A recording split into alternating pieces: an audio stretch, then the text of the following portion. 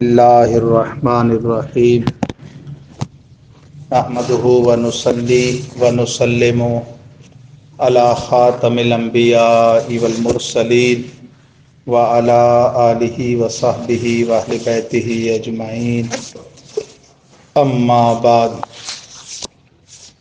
فاعوذ باللہ من الشیطان الرجیم بسم اللہ الرحمن الرحیم وجاء اخوة یوسف فدخلوا علیہ فعرفهم وهم له منکرون صدق اللہ العظیم وصدق رسولہ النبی الکریم الامین ونحن علی ذلک لمن الشاہدین والشاکرین والحمد للہ رب العالمین ان اللہ وملائکتہ یصلون علی النبی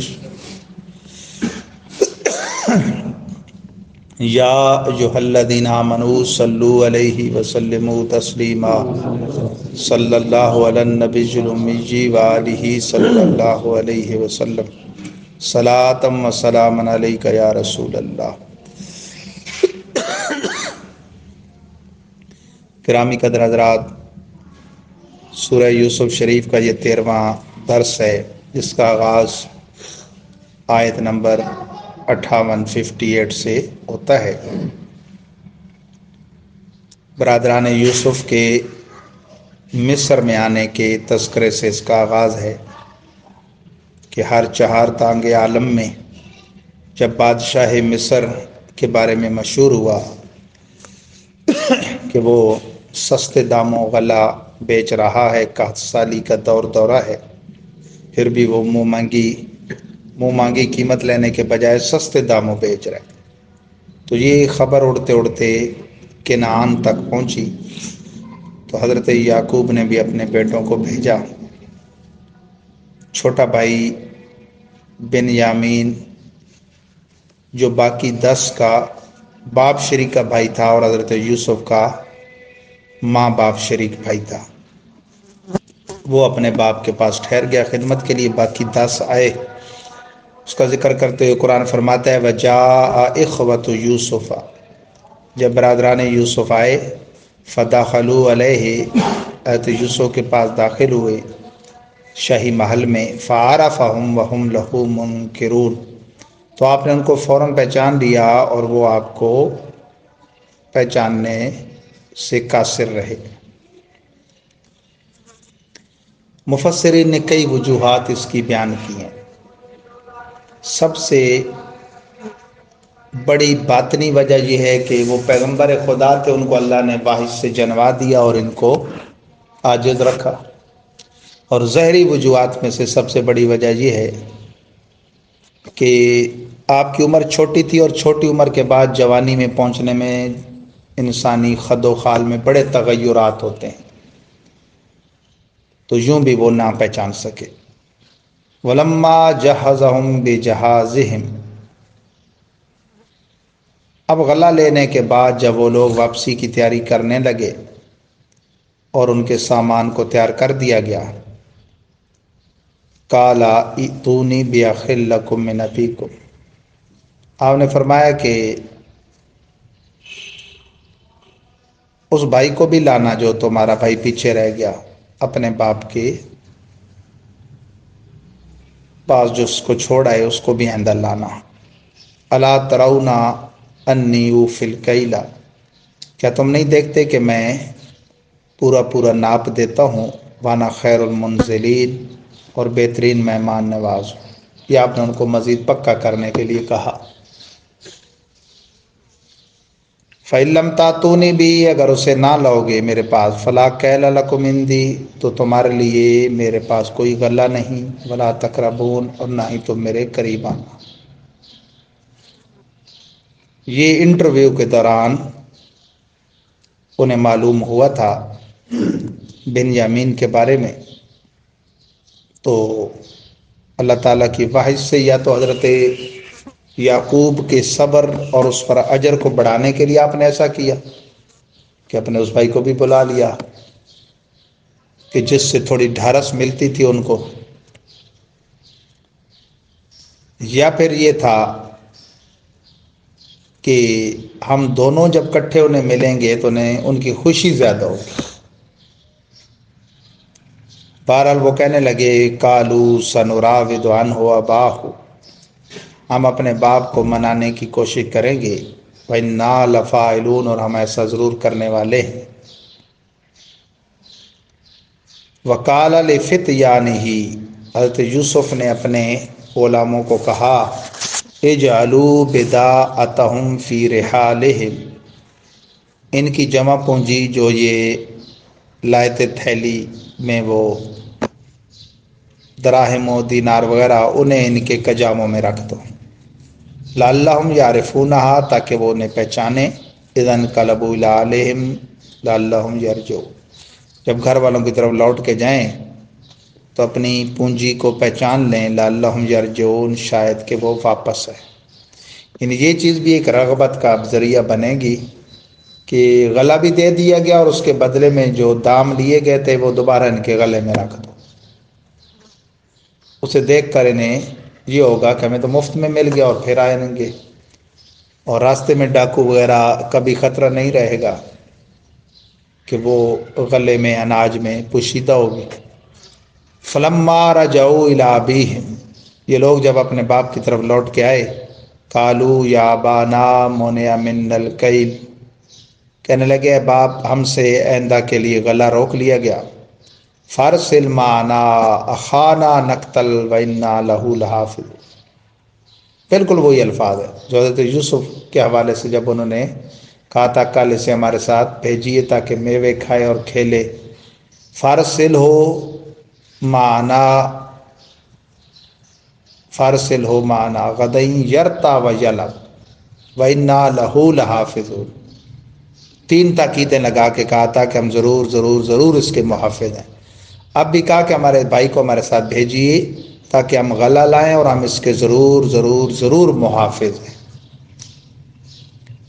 یہ بات حضرت یعقوب کے لیے بڑی تکلیف دہ تھی، لیکن یا تو پیغمبر خدا ہونے کے بنا پر اللہ کی وحی اور حکم کی وجہ سے انہوں نے بھیج دیا، یا پھر سخت قحط سالی کی بنا پر کہ حاجت بہت تھی۔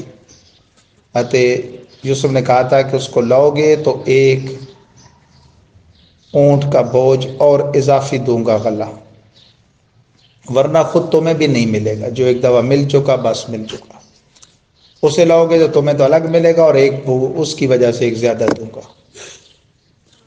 قال هل آمنکم علیہ الا کما امنتکم علی اخی من قبل، آپ نے فرمایا بیٹو کیا اسی طرح تم پر بھروسہ کروں جس طرح اس سے پہلے اس کے بھائی کے سلسلے میں تم پر بھروسہ کیا، یا آپ نے ان کو تعریض کی۔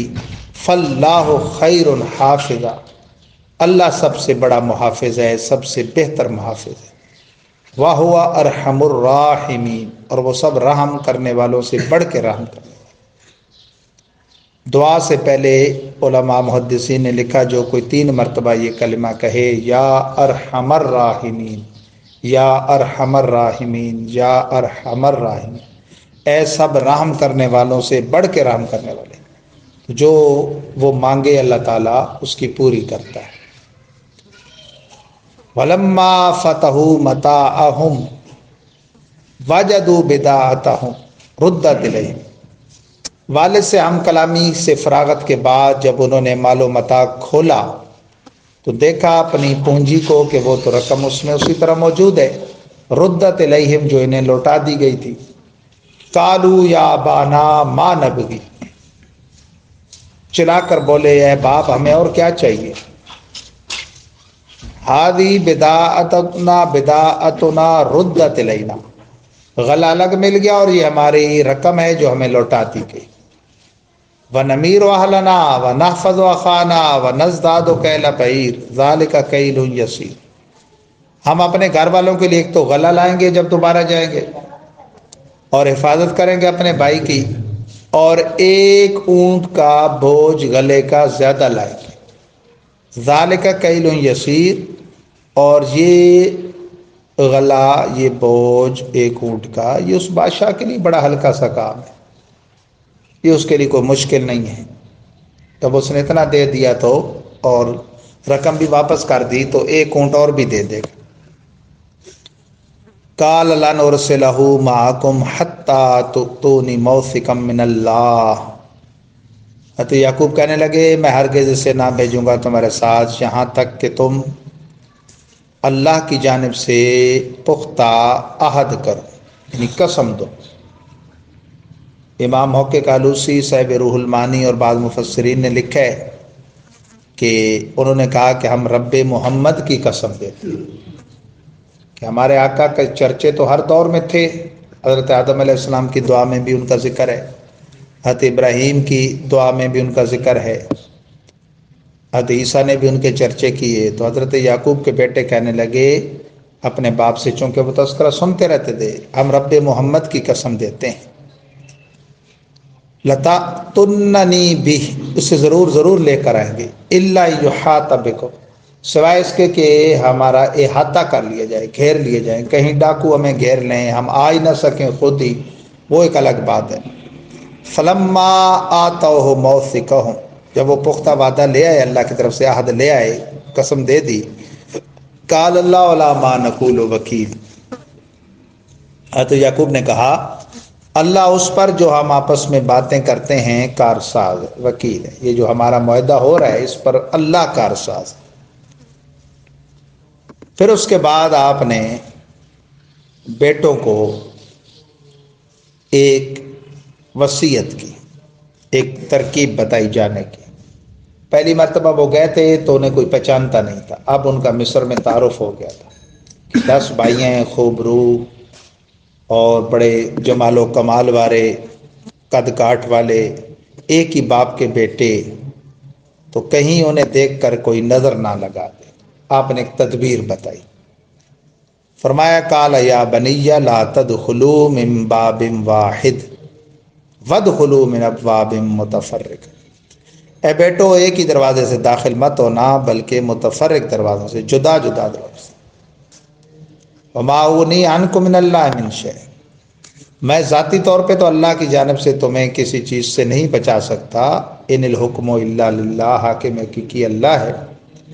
یہ ایک تدبیر ہے، علیہ توکلت، میں بھروسہ اسی پر کرتا ہوں. وعلیہ فلیتوکل المتوکل، اور چاہیے کہ بھروسہ کرنے والے اللہ ہی پر بھروسہ کریں. ایک آپ نے تدبیر ارشاد فرمائی، کیونکہ نظر کا لگنا حق ہے. حدیث پاک میں العین حق، نظر کا لگنا حق ہے. ان العین تدخل صاحبہا وفی روایت تدخل الرجل القبر والجمل القدر. ایک روایت میں ہے کہ نظر لگنا حق ہے اور جس کو لگتی ہے اسے قبر میں پہنچا دیتی ہے، اور دوسری حدیث میں ہے کہ نظر بندے کو قبر میں اور اونٹ کو ہنڈیا تک پہنچا دیتی ہے. یعنی قریب المرگ ہو جاتا ہے تو ذبح کر کے پکانا شروع کر دیتے. دور صحابہ میں ایک بندے کی نظر لگنا بڑا مشہور تھا، تو اس نے سنا فلاں گائے بڑا دودھ دیتی ہے، بڑی مشہور ہے. پوچھا وہ گائے کون سی ہے مجھے دکھاؤ. لوگوں کو پتا تھا، انہوں نے اور گائے کا نام لیا، دونوں ہی مر گئے. ایک بندہ جس کی نظر بڑی لگتی تھی تو وہ خود وجہ بیان کرتا ہے کہ جب میں کسی چیز کو دیکھتا ہوں اور مجھے بھلی لگتی ہے تو میری آنکھ سے ایک حرارت نکلتی ہے جو اس تک پہنچتی ہے، اسے بیمار کر دیتی ہے. اشوب چشم والے کو ٹک ٹک کی باندھے بعض اوقات کوئی دیکھتا رہے تو اس کی آنکھ بھی چندیانا شروع ہو جاتی ہے، وہ اس حرارت کا اثر ہوتا ہے. تو بہرحال اچھی نظر بھی ہوتی ہے، بری بھی ہوتی ہے. اس لیے کوئی چیز بھلی لگے تو پڑھ لینا چاہیے تبارک اللہ احسن الخالقین یا ماشاء اللہ یا بارک اللہ فیکم وغیرہ. اور یہ تدبیریں محض تدبیریں ہیں. نظر مسبب الاسباب پہ ہو تو تدبیروں کا اختیار کرنا درست ہے. جیسے وہ خوبصورت منزل پہ ماشاء اللہ لکھ دیتے ہیں، یا کوئی ایسی چیز رکھ دیتے ہیں کہ جس کی وجہ سے پھر وہ خوبصورتی کی طرف صرف توجہ نہ جائے. کوئی ہنڈیا الٹ دیتے ہیں اوپر، یا کالا کپڑا لٹکا دیتے ہیں وغیرہ، تو یہ سب درست ہے. جبکہ اصل نظر ذات واجب تعالیٰ پر ہو، مؤثر حقیقی پر ہو. تو اب وہ شہر تھا، اس کے متفرق دروازے تھے. جس طرح قدیم شہر لاہور کے 8 دروازے مشہور ہیں، انہی کے اندر وہ سارا محصور تھا. سر شام وہ بند ہو جاتے تھے، جو اندر آئے تو وہ سمجھو شہر میں، جو باہر ہے تو سٹی سے باہر. اور وہ تو اتنا ہی ہے، بداتا دربار سے یوں گھومے، اگر روڈ خالی کر دیے جائیں تو آدھے گھنٹے میں آپ لاہور گھوم جائیں گے۔ پھاٹی گیٹ ہے، پھر موری گیٹ ہے، پھر لاہوری گیٹ ہے، پھر شالمی ہے، موچی گیٹ ہے، پھر دہلی گیٹ ہے، پھر اکبری گیٹ اور شاہی گیٹ، یہاں لاہور ختم ہو جاتا ہے۔ یوں ہی ابواب متفرقہ میں سے آپ نے فرمایا کہ ہو کے اندر داخل ہو جانا، اکٹھے نہ ہونا کہ ایک دم کسی کی آہ نکلے تمہارے لیے اور نظر لگ جائے۔ وَلَمَّا دَخَلُوا مِنْ حَيْثُ أَمَرَهُمْ أَبُوهُمْ، پس جب وہ داخل ہوئے اس حیثیت سے جیسے ان کے باپ نے آرڈر کیا تھا، مَا كَانَ يُغْنِي عَنْهُم مِّنَ اللَّهِ مِنْ شَيْءٍ إِلَّا حَاجَةً فِي نَفْسِ يَعْقُوبَ قَضَاهَا۔ قرآن فرماتا ہے یہ کوئی ایسی چیز نہیں تھی جو انہیں اللہ کی طرف سے کسی نظر وغیرہ شے لگنے سے بچا لیتی، مگر ایک حاجت تھی حضرت یعقوب کے دل میں جو انہوں نے پوری کی، یہ ایک تدبیر ان کے ذہن میں تھی، انہوں نے بتا دی، باقی بچانے والی ذات تو اللہ کی ہے۔ فَإِنَّهُ لَذُو عِلْمٍ لِمَا عَلَّمْنَا، یہ ان کے علم کی ایک تدبیر تھی، اور یہ وہ علم تھا جو اللہ فرماتا ہے ہم نے ان کو عطا فرمایا۔ وَلَٰكِنَّ أَكْثَرَ النَّاسِ لَا يَعْلَمُونَ، لیکن اکثر لوگ شانوں والوں کی شانوں کو نہیں جانتے۔ وَعَلَّمْنَاهُ مِن لَّدُنَّا عِلْمًا، حضرت خضر کے بارے میں قرآن فرماتا ہے۔ اسی طرح ہمارے حبیب کے بارے میں اللہ تعالیٰ فرماتا ہے وَعَلَّمَكَ مَا لَمْ تَكُن تَعْلَمُ وَكَانَ فَضْلُ اللَّهِ۔ تو علامہ کا فاعل تو ہر جگہ اللہ کی ذات ہے، الرحمن علم القرآن میں بھی، اقرأ بسم ربک الذی علامہ بالقلم وغیرہ میں، سب میں علامہ کا فاعل اللہ تعالیٰ کی ذات ہے۔ علامہ یعلم تعلیم کا معنی ہے سکھانا، تو انبیاء و مرسلین کو براہ راست اللہ نے سکھایا۔ اس لیے اعلیٰ حضرت کہتے ہیں ایسا امی کس لیے منت کشے استاذ ہو، اقرا و ربک الاکرم اس کو کافی نہیں۔ اور مفتی احمد یار خان نعیمی کہتے ہیں لکھے نہ پڑے جناب والا، لکھے نہ پڑے جناب والا، شاگرد رشید حق تعالی، آپ ڈائریکٹ اللہ تعالیٰ کے سکھائے ہوئے۔ ہاں اللہ تعالیٰ کے لیے عرفی طور پہ معلم کا لفظ قاضی بیضاوی نے لکھا ہے، بولنا درست نہیں، کہ عرف میں معلم پیشہ وارانہ طور پہ پڑھانے والے کو کہتے ہیں، ورنہ علامہ کا فاعل اللہ ہے، وہ معلم ہے جیسا اس کی شان کے لائق ہے۔ تو اس کے بعد پھر برادران یوسف کا جب حضرت یوسف کے پاس داخلہ ہوا اور جو ان کی آپس میں ہم کلامی ہوئی، اور اپنے ماں جائے بھائی بنیامین کو اپنے پاس روکنے کی جو آپ نے اللہ کے بتلانے سے تدبیر کی، اس کا ذکر آئے گا۔ اللہ تعالیٰ ہم سب کو قرآن فہمی کی دولت سے مالا مال فرمائے۔ وآخر دعوایا ان الحمد للہ رب العالمین، نحمدہ ونصلی ونسلم علی خاتم الانبیاء والمرسلین وعلی آلہ وصحبہ واہل بیتہ اجمعین۔ ربنا آتنا فی الدنیا حسنہ وفی الآخرۃ حسنہ وقنا عذاب النار وادخلنا الجنۃ مع الابرار یا عزیز یا غفار یا رب العالمین۔